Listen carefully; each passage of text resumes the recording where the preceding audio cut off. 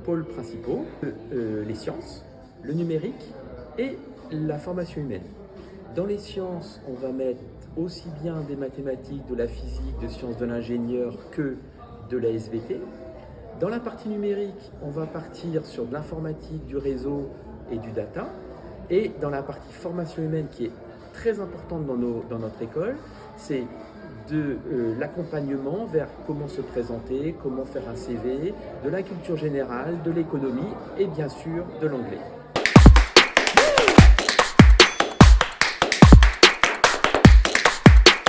C'est de récupérer des étudiants de formations complètement différentes, donc aussi bien des gens qui sont passionnés par l'informatique que par la SVT, que par l'agronomie, que par l'environnement, mais aussi les matières fondamentales, style mathématiques, physique, et en parallèle de les former de façon humaine, parce que l'ingénieur de demain ne sera pas qu'un bon technicien, mais sera aussi travailler en équipe avec une cohésion humaine autour de lui.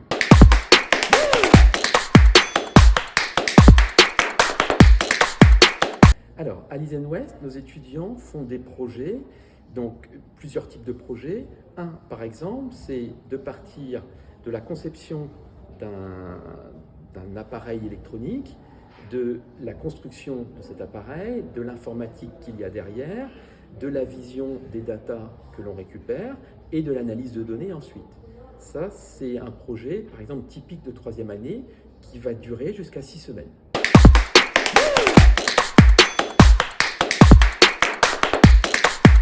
Donc, à l'ISEN Ouest, nous avons une association qui nous permet d'accueillir des étudiants internationaux, qui s'appelle l'Association internationale.